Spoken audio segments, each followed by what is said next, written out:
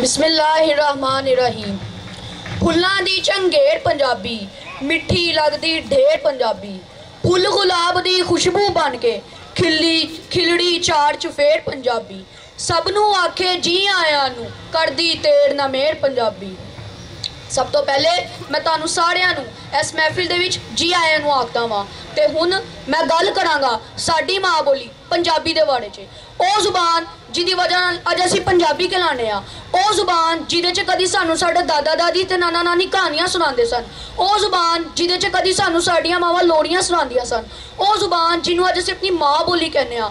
ਪਰ ਅਫਸੋਸ ਅੱਜ ਉਸੇ ਜ਼ੁਬਾਨ ਨੂੰ ਜਿਹਨੂੰ ਅਸੀਂ ਆਪਣੀ ਮਾਂ ਬੋਲੀ ਕਹਿੰਦੇ ਆ, ਅੰਗਰੇਜ਼ੀ ਜ਼ੁਬਾਨ ਦੇ ਪਿੱਛੇ ਅਸੀਂ ਆਪਣੇ ਪੈਰਾਂ 'ਚ ਰੋਲ ਰਹੇ ਆ। ਜਿੱਥੇ ਕਦੀ ਇੱਕ ਪੰਜਾਬੀ ਆਪਣੀ ਮਾਂ ਬੋਲੀ ਨੂੰ ਬੋਲਦੇ ਮਾਣ ਕਰਦਾ ਸੀ, ਅੱਜ ਉਹੀ ਪੰਜਾਬੀ ਆਪਣੀ ਮਾਂ ਬੋਲੀ ਨੂੰ ਬੋਲਦੇ ਸੰਗਦਾ ਹੈ। जिथे कल का जद तक गुल्ली डंडा पिट्ठू ते कबड्डी वर्गे खेड खेडदा सी, उत्थे ही अद्धा जद तक मोबाइलों के विच गवाच गया जे।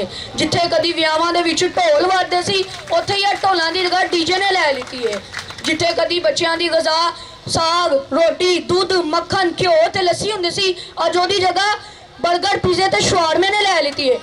जिहदी वजह नाल अज दे न्याणे जवान होण तो पहली बुढ़ापे का शिकार हो जाने ने। एक और अहम वजह इस जुबान नूं स्कूलों के विच लागू ना किया जाना जे।